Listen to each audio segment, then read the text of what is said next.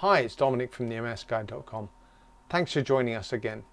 Today, we've got a really interesting, insightful, touching video with a young man called David. He's had MS for 4 years now. Grab yourself a coffee, make yourself comfortable, and we'll get going right now.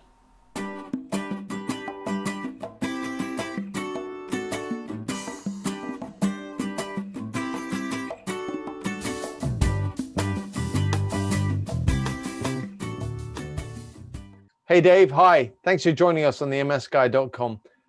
Before we get stuck into things, I was hoping you could tell me a little bit about yourself. Thanks, Dom. Thanks for having me today. I am a 37-year-old married man with 2 sons. I was diagnosed with MS in December 2017. So I've been living with it for 4.5 years now. I've been through a couple of DMTs, which I'm sure we'll go into. But my situation's slightly different because while I'm Irish, obviously, you can tell by my accent, and my family live in Dublin. I'll be I subtitling work. this. Yeah, you'll need to.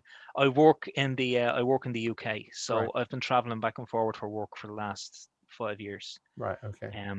What So work my do you treatment do? is in the UK. I work in IT. I work in the IT sector for universities, so I do contract work. Right, okay. So I work for different universities around the UK, depending on who Right. needs support at that time. Right. Just if we can wind it back, because I mean, the whole point of this is just, patient to patient. I've had MS for 27 years, so it just Yeah. long enough that I kind of don't think about it every third minute, but about every 15th. What first gave you the clue that something wasn't right? Well, so I suppose, as I said, I was living in Ireland but working in the UK. So, and I suppose over the first year that I was working in the UK, my body just started to feel a little bit kind of out of kilter. So there's little things going on, and I thought it's lifestyle, it's the flying, it's alcohol, it's weight, it's an old football injury, it's whatever. And I kind of just let things go and go and go. Um, you know, I got to the stage, I suppose, in 2017 where I had a dull pain in the bottom of my back all the time, where I was dragging my left leg along the ground.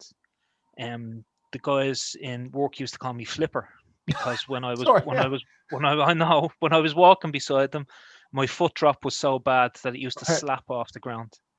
So But they being a they used to bloke, call me. I always think we always just go, yeah, I'll get to that, and Yeah, also the corollary is we'll take the mickey out of other people. If yeah, you know them well enough, we call them flipper.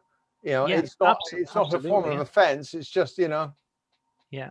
And I mean, I remember one memory that sticks out in my mind is when my leg was really bad. I was working in central London, and we used to have to cross Waterloo Bridge.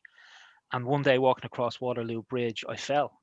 But I fell because I couldn't lift my left leg high enough off the ground to make the step. So I was clipped a little bit of ground, and I was gone.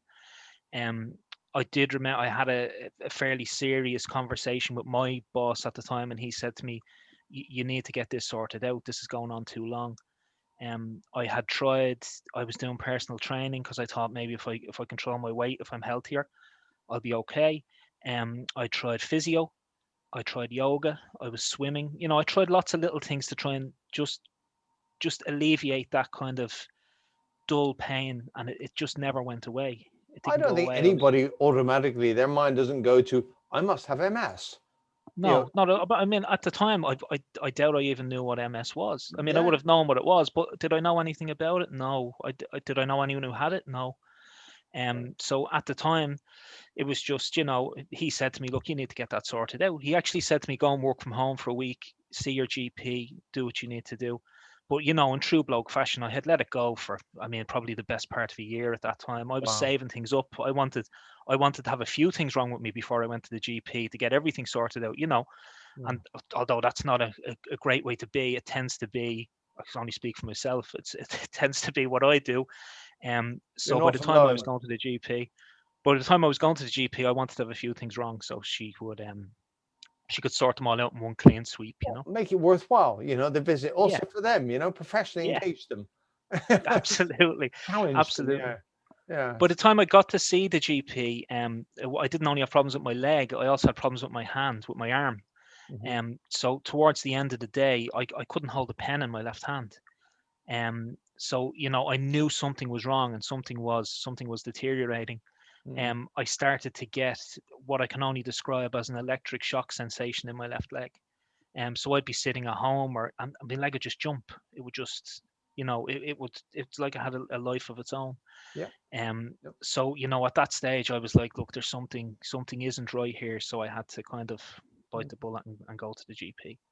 I guess so many of the things you say, it's different for everybody, but I've had similar things. And the one thing a diagnosis did was at least you went, well, that's why it's being like this, Yeah, but not that that's a good thing, but at least you can sort of go, I get it now, that you haven't got mystery spasms in your leg or yeah. sensations. So talk me through a little bit. So you go to the GP, you've been kind of, what happened then, because you must have rung an alarm bell with her. Well, so I didn't know at the time, but I went into her and I explained what was wrong, and I said, look, I think it's my lifestyle.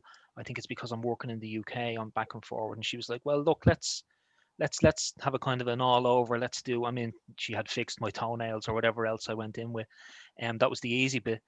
Um, and she kind of gave me an all over exam, and at the time I didn't realize this until afterwards. Um, I think it's called the Babinski reflex. So she got her car key out on the sole of my foot, Oh, and I didn't realize at the time that I didn't fail it, but I showed the signs of something neurologically wrong. but you know what So happens, don't you? Your toes curl up. yeah, My feet are just dead. You might as well yeah. shoot them. Yeah, Yeah. yeah. So I had to, so she straight away thought, okay, there could be something neurological going on here. Right. So this was October 2017, and she said to me, you need to go and get an MRI, and she gave me a referral letter, and she said if you can do it sooner rather than later, I think that'd be better. So it was Halloween actually. It was October the 31st, 2017. I went in, I had my MRI, um, I rang her the week after for the results, and the radiologist had picked up on pockets of fluid on my spine.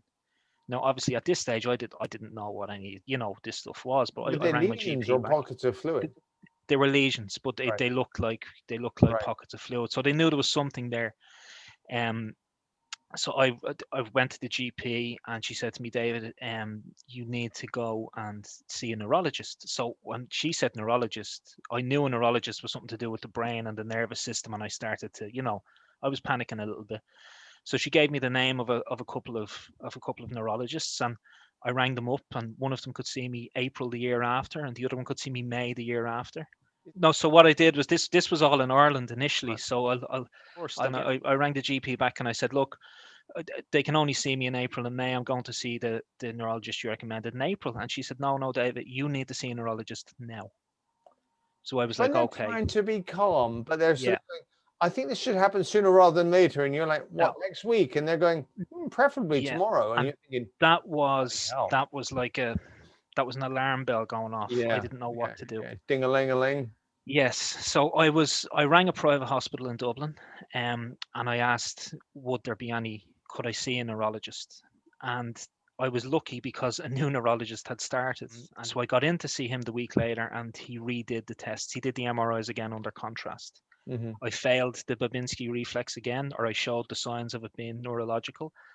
And at this stage, we're kind of I'm sitting with my wife, and we're of course you go to Dr. Google and you Google neurological issues, and you're putting Yep. symptoms in, and the worst thing you can do, but it's what you do. Um, Google generally tells you you're very close to dying. Yeah. yes, With, yeah, with most yeah, things. Yeah. very very close to dying, yeah. And so we went in to see this guy, and he was a lovely guy. It actually worked out. He was doing the opposite to what I was doing. He was English, and he was coming to Ireland for work, and I was Irish going to England for work. And he had redone all the tests. And I said to him, "What are we looking for? Like, what are you looking for?" And he said, "Look, I'm not going to scare you, but we're going to check for everything. Like, we're looking for motor neuron disease. We're looking for multiple sclerosis. We're looking." He said it could be anything. He said, "But I definitely think that there's something going on because at that stage, I couldn't walk backwards. The other tests that they make you do. I mean, I wasn't doing great at them either." Um, Yeah. so I had the MRIs one Friday. I went back to see him the Friday after. Now they'd given us the disc from the MRI, which I had to bring home, and then I had to bring back to him. So of course, when I got home with the disc, we opened a bottle of wine Computers. on the Saturday night, and I pretty much knew then, comparing my brain scan and everything to what I could find on Dr. Google, that it was multiple sclerosis was what I had, which was, in one way, I mean, when he was talking about some of those other things, I knew there was terminal stuff in there. Um, and when I was in his waiting room, I mean, I was seeing people who were in, a pretty bad way. So I knew that this was very, very serious. Yeah. So we went back to him the Friday after, and he said, yeah, he said, you've multiple sclerosis. He said, that's what you have. And I said, okay, doc, what do we do? What happens? And he said, well, he said, I'm more of a migraine kind of guy. He said, I'll refer you to someone else. Oh God. So I was, you get this bombshell dropped on you. So this is December 2017. This bombshell dropped on you. This is Before what you Christmas. have Is this the before Merry Christmas. Christmas? Yeah, You've got yeah, MS, right? Okay. yeah. Merry Christmas. You have MS, Yeah, yeah. and There you go. Yeah. Oh, it's the gift it's that keeps on giving, mate. It won't. oh, tell me about it. Um, so we went to he said, I'll refer you. He said, I know a really good neurologist. I'll refer you. And I was all over the place, really. We were up in the air. We didn't know what to do. So you have this condition.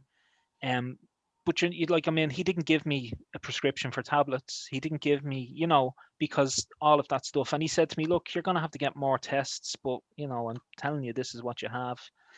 Um, so this is December, a couple of weeks later. So being pig-headed and ignorant, I go back to work. I'm back working in London. So I know I'm after getting this bombshell, and I go back to work in London, and I You're come home. self-employed, aren't you? Yeah, I am So self-employed. Yeah, yeah, so I have to. there's no employer to fall back on. You got to Yeah, work. yeah, I had to work. Yeah, Hmm. but I come home Christmas week. I come home from my Christmas break, and when Lisa and the kids collect me in the airport, I'm using the suitcase to hold myself up. My leg was gone. I was using the suitcase as a crutch the whole way through Heathrow, the whole way through London that day. And it was just after, and I don't know whether maybe part of it was the fact that I now had a diagnosis, and that it just all came in on top of me. So I think I had come home on a Thursday, and on the Friday morning we were in a hospital in Dublin, and we met a neurologist there who took me in for the weekend and said, "Look, you need intravenous steroids." So this is, a week before Christmas, and I'm stuck in hospital, and the first time I've ever stayed overnight in hospital or anything like that. Um, and it's Can I it's try? a, it's a This is scary the time. first time in essentially a year of being symptomatic and not knowing what it is that you have had any treatment for this. Yes. Right. Yeah. Okay. Yeah. So I didn't, and of course we're reading about MS, and all you can find initially, because I don't have a neurologist at this stage, is just talk about supplements and what you should be doing, and you go straight on the cod liver oil, and you start taking vitamin D. You do all these things that seem to be fairly common across MS patients. Yeah. So I was doing those things, but obviously they're not going to do anything for me because I needed a proper kind of a treatment plan. So I'm in hospital in Dublin. I get through the weekend. I feel an awful lot better. The neurologist comes in, he examines me, and he said, "Look, I'll see you at the end of January. You'll get a letter. We'll get something sorted. We'll get a plan in place." So I get the letter then the week after Christmas week, and the appointment was for the end of August.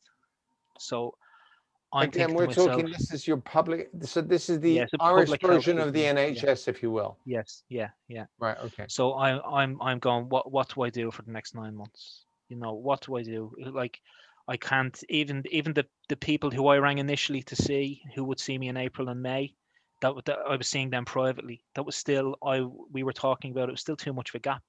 Did you That ask him? still Did you leaves ever me for. actually pose the question? Say, so what do I do? So yeah, I now. So initially, I think that he did think that he would see me before then. I mean, I know he doesn't make the appointments. Hmm.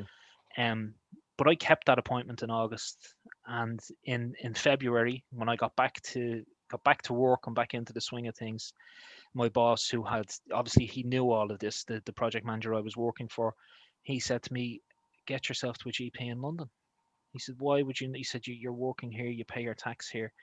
He said, So because you you pay need." your tax in the UK, because you're employed in the UK, Mhm. therefore you can essentially, and this is pre-Brexit, so it was part of the EU. But I went to the GP here in London.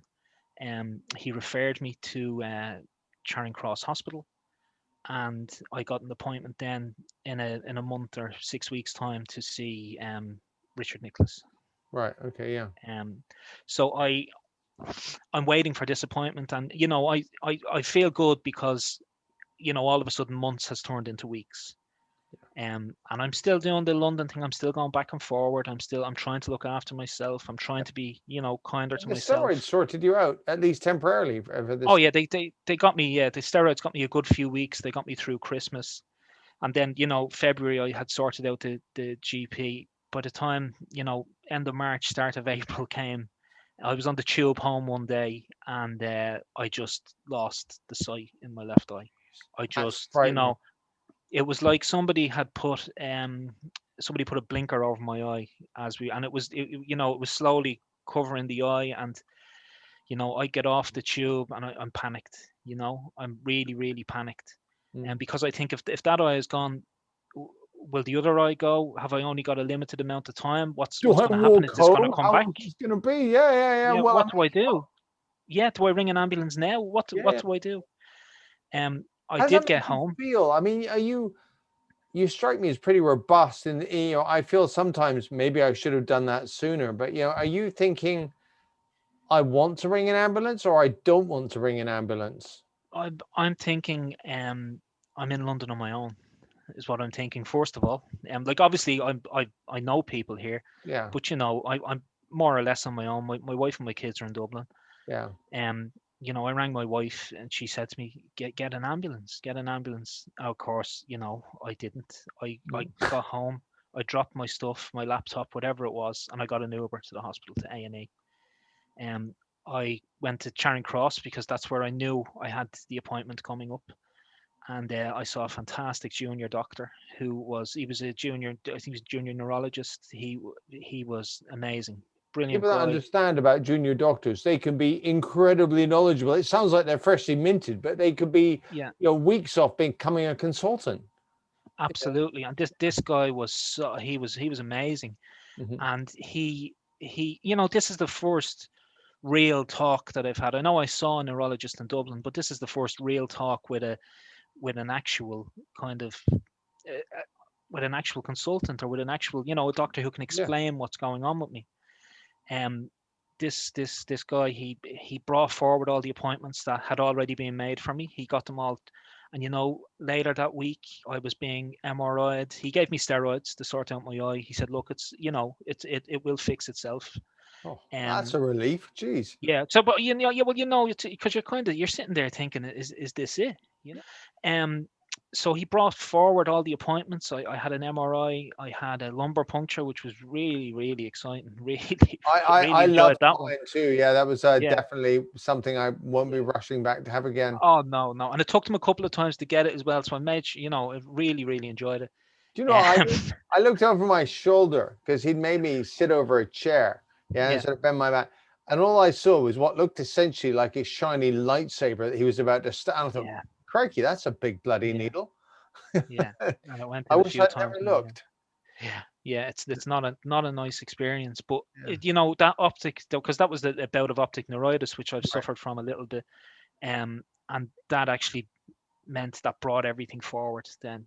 So all of my tests were done over the course of April and May, and in June, I met I met Professor I met Dr. Nicholas. Yeah. So on in June 2018, myself and my wife came to London. All my test results were in. I knew I had MS. We met Dr. Nicholas in Charing Cross, and he was fantastic. He sat with us for 45 minutes. He explained all of the different kinds of DMT, of disease, the drugs that Yeah. I Yeah. could go on. Um, And, I said to him, if it was you, what would you take? And, look, as you do, he deals with this all day, every day. So I wanted to know. And straight away, and even to this day, he's given me so much confidence. I really feel well looked after. What do you think? Trying to put, because I hear a lot of people tell me, that they're not thrilled or they don't have confidence. What do you think it is that he did that gave you that sort of just slight, should we say, confidence? So I got the impression from him. It is him. He just knows what he's talking about.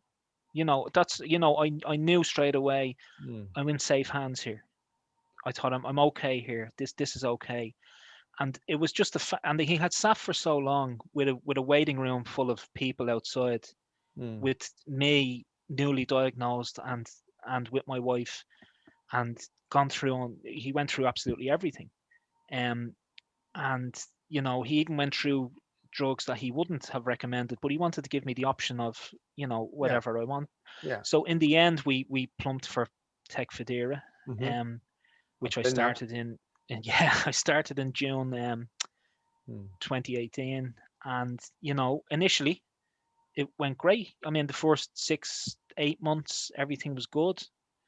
Then the flushing started. Then my hair started falling out. Your hair. Yeah. Started losing my toenails. So Okay. there Yeah, was. I never had that. I had So flushing and farting, frankly, but yeah. with the flushing was like you could set your watch to at 1 o'clock Yep. every day, up Yep. the back of your neck, Yep. around your ears. My wife would look at me and go, "It's starting, isn't it? At about 11 o'clock," and it had a 45-minute round trip. Yeah, and then it would be gone. Yeah. And it was just, and I mean, the flushing is not that bad. It's just, if you're in a meeting or it's just an embarrassing thing. Don't. Yeah. So I mean, that was it for the next. I was on Tecfidera for just over 2 years. Right. In that time though, when I had MRIs, I had my yearly MRI, there was still a bit of progression. So we were finding new lesions and stuff like that. So I went into Dr. Nicholas and I said, well, what do we do? And he said, look, I can put you on the list for Ocrevus ocrelizumab. This is kind of when we first met, wasn't it? Yeah. So I had been okayed for that. I'd been told that, look, this is going to happen, but I was told there was a period that I was going to have to stay on the Tecfidera until. So in last August, I had my first dose of Ocrevus, and then the next dose 2 weeks later. And I have to say, when I first got it last August, it floored me. And I know they give you other drugs with the. For a good week, I wasn't in a good place, and I suppose like my thing would be you have MS and you deal with it, but most of the time you're on top of it. Well, I find that's what we're speaking for myself. I'm on top of the MS most of the time. Well, I want to think I'm on top of it. I need to believe that in many ways.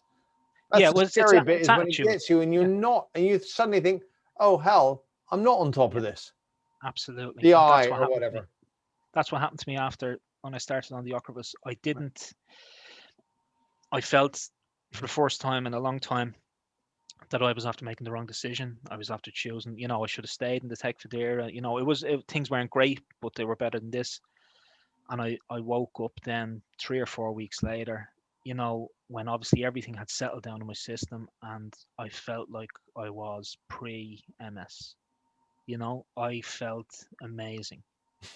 And you can't say that's the steroid high anymore, Yeah. No, like I woke up one day, like my mobility was better.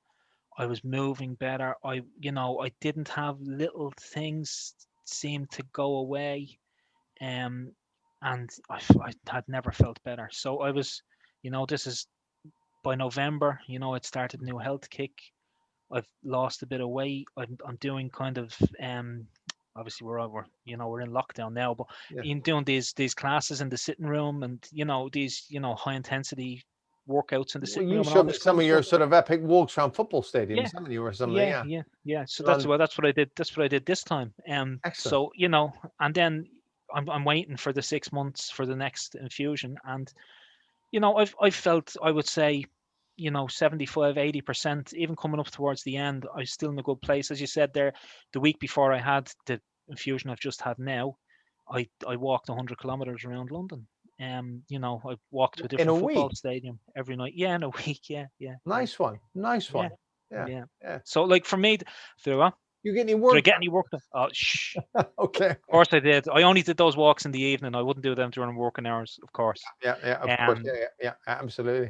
So yeah, but that was it. Contractor, mate. Yeah, yeah. Come on now. Pull the other one. It's So, got bells on. so then I went in a couple of weeks ago and I got my second dose of Ocrevus, and you know, Did it floor it's you not this. Yeah, in the same yeah, way? yeah, yeah. No, it was so I would say the first time it was tiredness and just general Mm-hmm. everything on top of you. This time I felt it in my leg. You know, I got some of the old stuff back. You know, as in the leg dragging, and Yeah. I felt like it was tied in a knot. If that might make sense to people with Well, you MS. So said you to know, me the other day, like somebody would put it in a vice. yes, yeah, you know, Charming. and then I got that burning. You get that Yeah. I got this burning sensation in the sole of my foot. Obviously some kind of nerve somewhere causing problems, but Yeah. you know, and that's not nice if it wakes you up at night, or if it, you know, when you're doing things to try and I put cold water on it. I'll run the shower on it. I'll whatever. I'll stick it into a door if I have to, just to try and change the sensation. Just, you know, because when you have that all the time, it's really really hard to Yeah. Yeah. I move mean, on it's from that. just, You know. I can't imagine when it's bad. I mean, the worst thing I get is my feet feel hot all the time when I'm in bed. But I think if that's the worst thing after 27 Yeah. years, I'll take that Yeah. because, Yeah. but I'm really happy. I remember talking to you saying, you know, see, I've been on ocrelizumab, Ocrevus a couple of years now, and Mm. it's only by looking back can I sort of, I was on Tecfidera, but my improvement's been incremental, but it's definitely been an improvement. Yeah. You know, it's been, you know, the same thing. I did a long walk last summer. You know, it's Yeah. I don't go to football stadiums. It's not my thing. But yeah. But it's, and I think I just couldn't have conceived of that 2 years ago. Yeah. You know, Well, it's that's just yeah. everything was I was functioning was a bit crapper than it used to be. Yes. Yeah. And that's I think that the change with this is completely. I mean, it's like night and day. Yeah. It was like the Tecfidera just let me carry on. Mm. I feel like the Ocrevus has made marked improvements. I used to wear a brace on my ankle, Mm. because of the foot drop. You know, initially when I was diagnosed, and even when I started the Tecfidera, I used to wear it because I still got the foot drop, and I'd skip, and I'd fall, and I'd hit No the more path. flipper And jokes. no more flipper jokes. No more flipper jokes at all. So, I've stopped wearing that. Yeah. You know, and I find little things. There's little things have happened that, you know, you kind of need to be grateful for. Yeah. No, I was going to say, especially when you go into the hospital and you see different people at different stages of MS, Mm. I think it's very important to be grateful for what you have right now. Yeah. And I'm really reminded. I was speaking to a friend. She's 70. She's got MS. She's about to go on to Mavenclad. But again, it was when a doctor said to her, she actually went to see Professor Giovannoni at Bart's, and the thing just sticks in her head. You know, it's the small stuff. You know, and he said, "We'll look after you."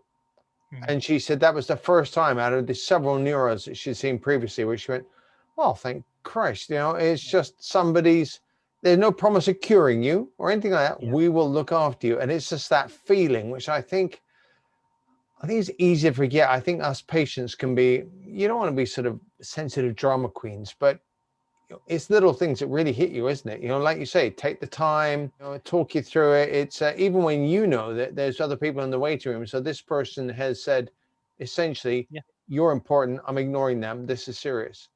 absolutely. And you know, there are times when you need that, and there's times when you're okay on your own. But I've got a really good nurse. You know, you pick the phone up to him, and he will take the time and etc. You know, it's a relatively new neuro for me now, but I can't say the same about them. And it kind of jars. You notice it. yeah, You know, I yeah, previously had it where it was just, it was sort of, you kind of weren't questioning it. But now, yeah. do you feel you processed this and dealt with all the, frankly, you know, the kind of crap that somebody said here's MS.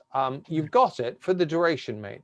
Do you feel at all like you've sort of got that even I, dealt with? I, no, I don't know. I think it's something that, as you said at the very beginning, instead of thinking about it every 3 seconds, I might think about it every five now. Yeah.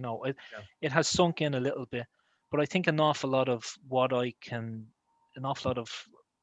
do to live as well as I can is up to me.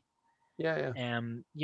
I think that by me keeping myself fit and healthy, I've stopped eating meat, because of inflammation, and I don't miss it.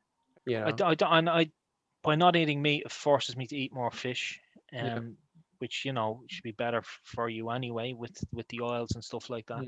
Mm. So I take different vitamins every day and supplements, How much and vitamin D do you that's take? I take a few sprays of it. So I get it in the little spray bottle. So I just keep spraying it. I think I you take know 5,000 a day. How do you reckon your family took it? I mean, there's dad. You're always, dad is the big, mm, strong guy, yeah. and you got to tell your kids. I mean, your wife has been supportive, obviously. Yeah, amazing. Yeah. Yeah, So but I mean, straight away. The boys, to be fair to them, I mean, they knew something was wrong, because they could see it in me over a period of time. They were at the time, I think they were 8 and 5, with two boys, and my older guy, Killian, I think he had overheard a conversation about me having a brain scan. Initially when we're back in 2017, and there's MRIs and scans and all this kind of stuff going on. And it came out later that he thought I had brain cancer. So, you know, uh, and it's a human thing, but especially for kids, it's straight away they know something's wrong with dad, and they jump to the um, worst possible scenario. But I mean, the day that we found out that I had MS, we had processed it a little bit, told family stuff like that. We went home, we told the boys, mhm. um, because they lived in the house with us. They could see How that did you something was tell them? wrong. How do you temper it? How do you judge, kids? You don't want to freak them out, but you want to let them know Yeah. that there's something. So what we did was we did a couple of Google searches, but I think it was the MS Australia website Right. about how to explain having MS to children, Yeah. and I printed it out, and there was all stuff about uh, mom or dad's mobility might not be great, or these different things can happen. People can get tired, and and all this kind of stuff. And the one thing that I always remember is there was a picture of a brain. So it was like it was like a sketch of a brain, and the my youngest guy, he like drew cracks all over it and lines through it, and he said, "There you go, Dad, that's your broken brain." And I was kind of like, he understood then at that stage Yeah, that yeah, yeah. there was something wrong. But I mean, it was just reassurance for them, because it was like, look, you could see for the last year or year and a half that something wasn't wrong with dad. His leg was dropping. He was falling. He was doing all these things. But now we know what's wrong, so now we can get it fixed. And they're very aware of it. Kids are pretty resilient. They're always surprisingly resilient, aren't they? Oh, definitely much more so than adults. Yeah. I mean, they were happy that, okay, well, we know what's wrong now, so now we can deal with it.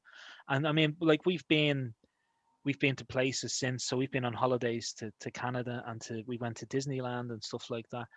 And when I have to do an awful lot of walking, I might end up having to use a stick, and because I don't want to be seen as this person who needs a stick.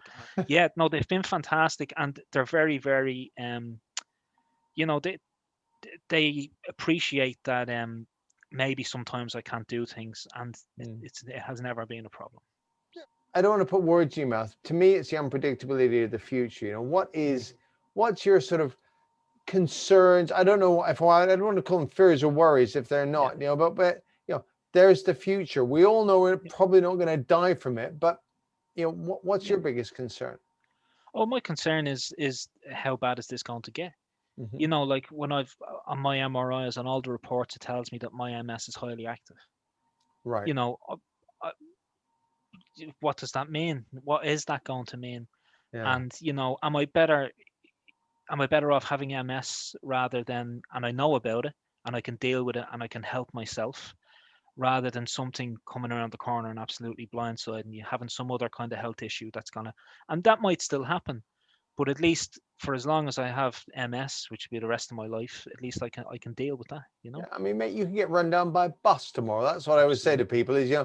it's life has random cruel jokes on us, I think Yes. sometimes. And if I'm ever, I tutor from time to time, and they say, oh, what do you think about this, that, and the other? I said, you need to have a little part of your brain, which is life will turn left without warning at some point. I don't know what it'll be. I broke my femur, it's just Yeah. bang, 1 minute this, next minute that. Yeah.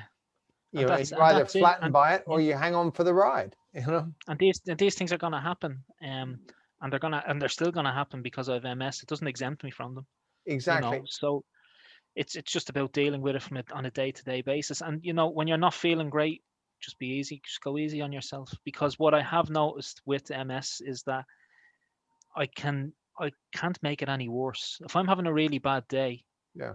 I know that it's not going to stay that way forever. So Yeah. I try to take the positives out of that one. Yeah. Yeah. I was listening to a podcast today, in fact, with Barry Singer, Dr. Barry Singer in the States. And he had his guests was talking about exercise. And they were saying, what's the importance of exercise in MS? And this guy made a really good point, I thought.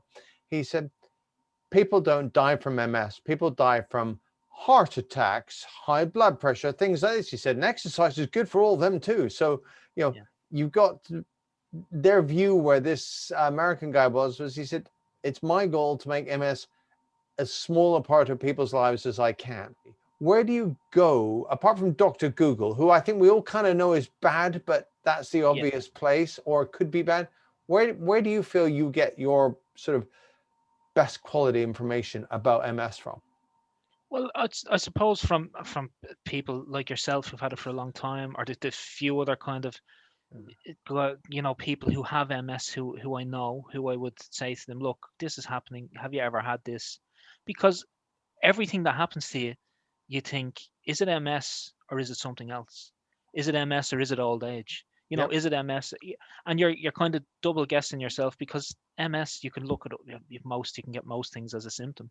Yeah, It's a boutique disease, I suppose, what they yeah. call it, isn't it? So I didn't know you I had a can boutique disease. Thanks for boutique disease, yeah, because we can both have it, but both have it completely differently. yeah. Well, Um, absolutely. I mean, it's just I try to force myself into the default of it's probably not MS. I mean, sometimes it obviously is. yeah, But yeah, I remember a doctor once, it was Professor Palace, and she said to me, how's your memory? And I went, I'm glad you mentioned that. It's terrible. And she said, you're getting old. And I went, yeah, oh, right. Okay, thanks. And that was it. It wasn't your yeah, MS. You're getting old. yeah, And I thought, yeah, fine, great. This isn't screwing with my mind any more than anybody else would by getting old. yeah. But Yeah. that's it. You have to, but sometimes you have to be a little bit critical of yourself. I mean, Mm. don't give everything to the MS. Yeah. Sometimes there's other things going on. Don't let it consume you. I mean, Yeah. that would be that's what I, and it's good. And sometimes you're bad, and you vent and you get it out of your system, but just get yourself back together, because if it'll sit on top of you otherwise. I think That's what that's I've really good found. advice. It's also it's easier with the chance to reflect than it is, it's one of these Yeah, things. I can tell you how to drive a car, but until you first drive a car, where it's all quite unfamiliar. Would it have helped if you'd known about anything sooner? I mean, I'm guessing, I'm just trying to unpick this, Dave, and just say, so this was your, dare I say, your journey to diagnosis. Pretty typical for blokes. I mean, I didn't rush to it either, because you tend to mm, think, oh, stop whining, something, it'll go yeah. away. Knowing what you know now, is there anything that you would sort of advise Dave of 4 years ago to do or not do? The supplementation that you can do to help yourself, it would be nice if you had something to go to You could straight disappear away. into a black hole of will this help, will Absolutely. that help, etc. Yeah, part of it is Yeah, control. We are trying to exercise some sort of control over this bloody MS that we can't yeah, see or show it to other people. yeah, You can't show to somebody the MS, or you can try and describe pain or what your yeah, foot feels like when it's hot, but you kind of know that it's a substandard thing, so that's frustrating in and of itself. So yeah, you want to control it, you want to do something, But but initially, I suppose it would have been, I would have really appreciated somebody saying to me, take vitamin D, take cod liver oil, give me two or yeah. three things. And even if it makes it 1% or 5%, or even if you think How can it you makes it tell? better, it's worth doing. How can you tell? This is the Well, you thing. tell when you stop. I was liking it with people when they ask about the drugs, because I'm on ocrelizumab like you, and they go, oh, and I said, it's not like taking paracetamol for a headache where my head hurts, I take this, my head doesn't hurt. Yeah, This is like, you've got to trust the science, yeah, and yeah, it's doing all this stuff. So with many, supplements that you take long term, you're trusting somebody else who's yeah. telling you that it's going to work, it's this control thing. I know that feeling.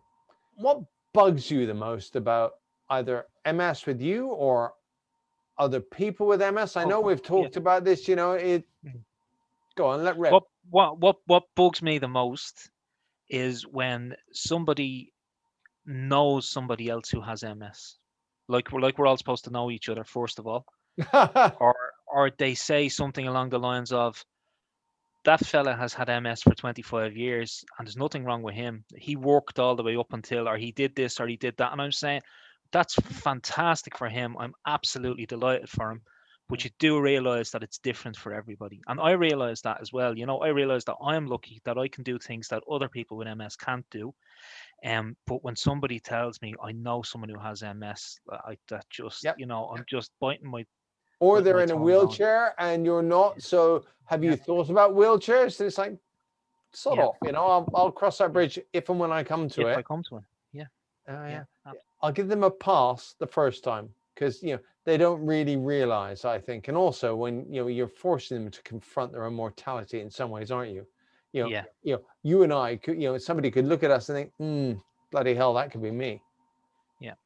Because I mean, but I find that, I mean, that would really, it really annoys me when people do that. But the only other thing that would annoy me is, I mean, just general attitudes around. I mean, maybe from some people who have MS and from some people who know people who have MS. I just find that keeping a positive attitude and keeping a sunny outlook on life, it's not going to do me any harm. You know. we know somebody in common, a chap called Ed, and he described it. He's got MS, and he said he's talking about somebody else who's telling him with Parkinson's, and I thought it was the best analogy. It's like having this black rain cloud that wants to sit above your head, and you're constantly moving to try and stay away from this cloud. Because if you stop, it'll park itself over and just rain on you. Yes. Yeah. And nobody likes being wet. So Yeah. it's So yeah, it's and that's a good staying one analogy. step I mean, ahead. constantly Yeah. moving to stay in Yeah. front of the bloody cloud. Stay in front of it. Stay in front of it. Keep going, and it won't catch you. But if you stop, it has you. What is your hope for the future? Well, of course, I hope that things get so good that we're going to be in a really good place. They're going to come out with something which will fix us all, I What suppose, about is for one way of Dave? looking at I it. mean, is there anything that you think Dave would? So you're on ocrelizumab. You're 37. Is there anywhere that you feel you could go? Well, I Or mean, I think the next year is quite important for me, because when I was on Tecfidera, I was still having activity with new lesions, and they found new lesions on my neck and stuff like that. So we did an MRI before I started last August, and we're right? doing another one in June. And I suppose if there's differences, if there's still stuff going on, I mean, then do I need to look at having a conversation around stem cell treatment? Then, technically, am I failing Ocrevus? These are conversations that I'll have to have Yeah. if that stuff is still going on. The one thing ocrelizumab is known for being really good at is suppressing lesions, or lesion activity. So I suppose if you've got lesion activity in your own Ocrevus, then Yeah, you're right. It's going to be triggering what's my next step yeah, conversations. yeah.